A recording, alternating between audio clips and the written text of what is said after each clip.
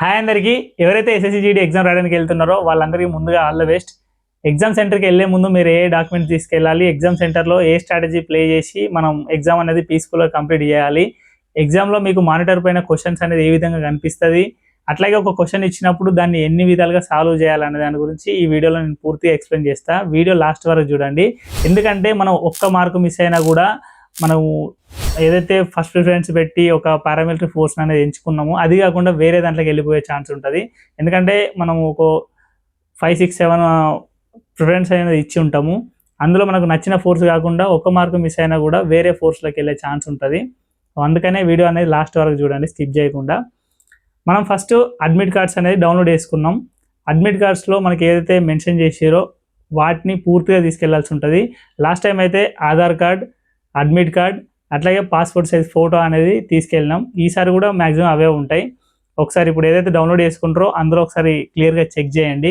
నేను last time ఏదైతే ఉందో దాని ప్రకారం ఈ తీసుకెళ్లాల్సిన డాక్యుమెంట్స్ అనేది చెప్తున్నా. నెక్స్ట్ మనం ఎగ్జామ్ సెంటర్కి వెళ్ళే ముందు ఎట్లా అంటే మీకు ఎగ్జామ్ సెంటర్ అనేది ఏ సిటీలో ఉంది, మీరు ఏదన్నా గ్రామంలో ఉన్నారు అంటే విలేజ్లో ఉన్నారు, మీకు హైదరాబాద్లో లేదా వైజాగ్లో మీకు ఎగ్జామ్ సెంటర్ అనేది ఉంది అని అంటే అది ఖచ్చితంగా ఆ ప్లేస్ అనేది మీకు తెలుసా తెలియదా అనేది ఒకసారి చెక్ చేసుకోండి. తెలిస్తే ఓకే, తెలియలేదు అంటే అక్కడ ఎవరైనా ఫ్రెండ్ ఉన్నారు లేదా రిలేటివ్స్ ఉన్నారు అంటే వాళ్ళు ఖచ్చితంగా కాల్ చేసి మీ అడ్మిట్ కార్డ్ సెండ్ చేసి ఒకసారి వెళ్ళి చెక్ చేయమనండి. ఎందుకు ఇలా చెప్తున్నా అంటే నేను 2017లో ఎస్ఎస్సి జీడీకి సెలెక్ట్ అయినా, అప్పుడు కానిస్టేబుల్ సెలెక్ట్ అయినా, ఇప్పుడు ఏఎస్ఐ. అప్పుడు 2016లో మాకు మెడికల్ జరిగింది. ఆ టైంలో ఏం జరిగిందంటే నాకు సిఆర్పిఎఫ్ చంద్రయానగుట్టలో మెడికల్ టెస్ట్ అనేది కండక్ట్ చేస్తారని అడ్మిట్ కార్డులో మెన్షన్ చేశారు. బట్ నేను ఏమనుకున్నా అంటే ఏదైతే తిరుమలగిరిలో ఉందో సిఆర్పిఎఫ్ అక్కడ అని అనుకొని చెక్ చేయడానికి అక్కడికి వెళ్ళిన. నేను ఒకవేళ చెక్ చేయకపోతుండే కానీ మా ఫ్రెండ్ ఉండి ఒకసారి చెక్ చేసి వద్దాం, ఎందుకైనా బెటరు, రేపు మార్నింగే 6:30కే వెళ్ళాలి కదా, మళ్ళీ మిస్ అయితే 2 ప్లేసెస్ అనేది డిఫరెంట్ ఉన్నది, ఇబ్బంది అవుతుంది అని చెప్పిండు. అందుకనే వాడిని తీసుకొని ఇద్దరం కలిసి వెళ్ళి చూస్తే తిరుమలగిరి కాదు చంద్రయానగుట్ట అని చెప్పారు. ఆ ఒక్క టైంలో నేను ఒకవేళ మిస్టేక్ చేసి ఉంటే ఖచ్చితంగా మెడికల్ అనేది అటెండ్ కాకపోయేటోని. అందుకనే ఈ విషయం చెప్తున్నా. ఖచ్చితంగా క్లారిఫై చేసుకోండి, మీరు ఆ ఎగ్జామ్ సెంటరా కాదా అనేది ఖచ్చితంగా క్లారిఫై చేసుకున్నాకనే ఎగ్జామ్ సెంటర్కి వెళ్ళడానికి ట్రై చేయండి. ఒకవేళ దూరం ఉన్నది అని అంటే ముందు రోజు వెళ్ళి అక్కడ స్టే చేయండి, సో ఈజీ అవుతుంది. నెక్స్ట్ డే ఎగ్జామ్ అనేది స్టార్ట్ అవుతుందో అప్పటికి మీరు ఏమేమి డాక్యుమెంట్ తీసుకెళ్ళాలనేది ముందే ప్రిపేర్ చేసుకొని పెట్టుకోండి. ఏ ఒక్కటి కూడా మిస్ చేసుకోకండి. పెన్ కూడా తీసుకెళ్ళండి. ఎందుకు అని అంటే మనకి ఏదైతే మ్యాథ్స్ అండ్ రీజనింగ్ ఉన్నదో ఆ టైంలో మనకు ప్రాక్టీస్ చేసుకోవడానికి ఈజీ అవుతుంది. తర్వాత ఎగ్జామ్ సెంటర్కి వెళ్ళినాక ఎగ్జామ్ సెంటర్లో ముందే వాష్రూమ్ లాంటివి వెళ్ళి మీరు ఎగ్జామ్లో పూర్తిగా మీ టైం అనేది 60 మినిట్స్ ఏదైతే ఉందో వాటిని కంప్లీట్గా ఎగ్జామ్కే ఇవ్వడానికి ట్రై చేయండి. మధ్యలో మళ్ళీ వాష్రూమ్ అవుతుంది అటు వెళ్తే మీ టైం అంతా వేస్ట్ అయిపోతుంది. తర్వాత ఏంటంటే ఎగ్జామ్ పైన మీరు ఇన్ని రోజులు ఏదైతే మాక్ టెస్ట్లు అనేది మొబైల్లో రాసి ఉంటారు మ్యాక్సిమం, ఆ మాక్ టెస్ట్లో రాసిన ఏదైతే డిస్ప్లే ఉందో అది అట్లాగే మనకు ఎగ్జామ్లో కనిపించే డిస్ప్లే అనేది డిఫరెంట్ ఉంటాయి. అందుకోసమనే అది నేను కలెక్ట్ చేసిన, ఇక్కడ మీకు డిస్ప్లే చేస్తా, ఒకసారి చూడండి. నెక్స్ట్ ఏంది అని అంటే మీరు ఎగ్జామ్ రాయడానికి వెళ్ళిరు కానీ ఏ స్ట్రాటజీతో వెళ్ళిరు, ఏదైనా ఒక స్ట్రాటజీ అనేది ప్లే చేయాల్సి ఉంటుంది. లేకపోతే ఎగ్జామ్లో ఉన్న 60 మినిట్స్ అనేది వేస్ట్ అయిపోతాయి. మొత్తం క్వశ్చన్స్ ఏమవుతున్నాయో అవి అటెంప్ట్ చేయలేరు. మనకి ఏమున్నాయి, మ్యాథ్స్, రీజనింగ్, ఇంగ్లీష్, అట్లాగే జిఎస్ ఉంది. ఈ 4 మనకి ఒక్కొక్కటి 20 క్వశ్చన్స్ ఉంటాయి. 80 క్వశ్చన్స్, 160 మార్క్స్. మరి మీరు ఏది ఫస్ట్ అటెంప్ట్ చేస్తారు? ఆర్థమెటిక్గా అటెంప్ట్ చేస్తారా, రీజనింగ్ అటెంప్ట్ చేస్తారా, లేదా మిగతా 2 ఇట్లలో ఏది అటెంప్ట్ చేస్తారా అనేది మీకు ఒక ఐడియా ఉండాలి.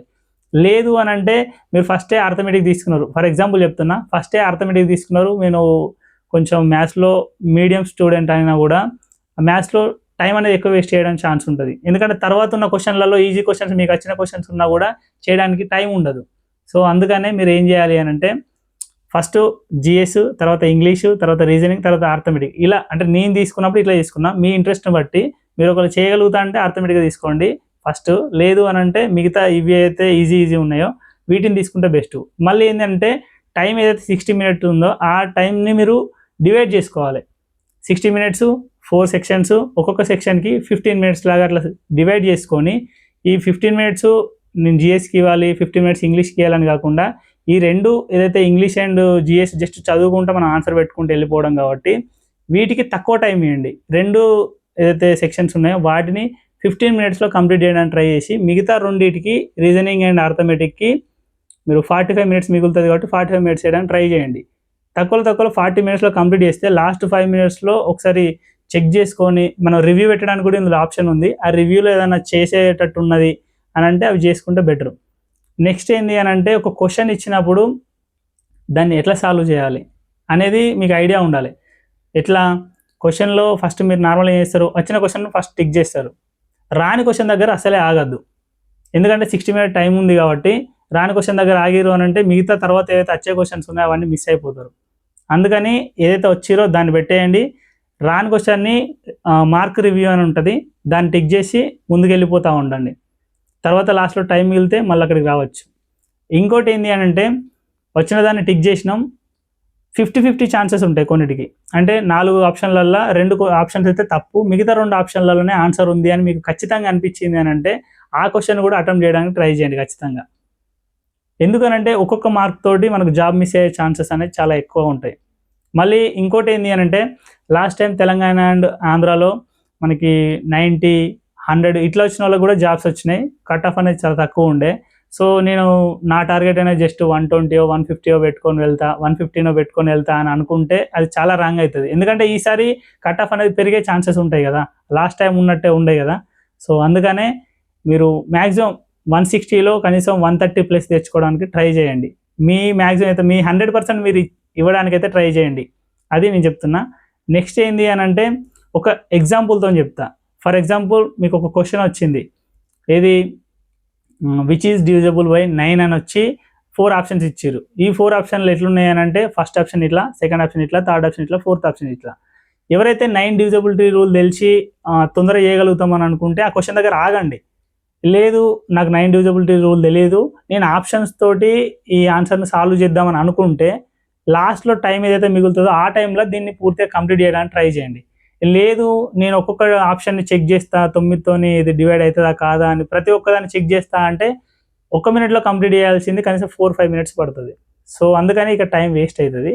ఇది కూడా ఒక మన స్ట్రాటజీ లాగా యూజ్ చేయొచ్చు. నెక్స్ట్ ఏంటి అని అంటే ఇందులో నెగిటివ్ మార్కింగ్ కూడా ఉంది, అది కూడా మైండ్లో పెట్టుకొని ఏదో 80 క్వశ్చన్స్ ఇచ్చారు కదా మొత్తం క్వశ్చన్స్ అటెంప్ట్ చేస్తే ఏదో ఒకటి తలిగే ఛాన్స్ ఉంటుంది కదా అని అయితే అనుకోకండి. ఎందుకంటే నెగిటివ్ మార్కింగ్ ఉంది కాబట్టి మీరు ఏదైతే కరెక్ట్ పెట్టారో ఆ కరెక్ట్ క్వశ్చన్కి వచ్చే మార్క్స్ కూడా నెగిటివ్ క్వశ్చన్స్, ఈ రాంగ్ పెట్టిన క్వశ్చన్స్ వల్ల వెళ్ళిపోయే ఛాన్స్ ఉంటుంది. అందుకనే మీరు ఖచ్చితంగా నాకు ఇది వచ్చు లేదా 50-50 ఛాన్సెస్ ఉన్న క్వశ్చన్ కూడా నేను చేయగలుగుతా అంటే చేయండి, లేదంటే అవాయిడ్ చేయండి. 80 క్వశ్చన్స్లో మ్యాక్సిమం 70-75 అటెంప్ట్ చేయడానికే ట్రై చేయండి. ఐ హోప్ ఈ వీడియో మీకు అందరికీ యూజ్ అవుతుంది అని అనుకుంటున్నా. అట్లాగే దీనికి సంబంధించి ఏమైనా డౌట్స్ ఉన్నాయి అని అంటే ఖచ్చితంగా కామెంట్ చేయండి. Thank you. జై హింద్.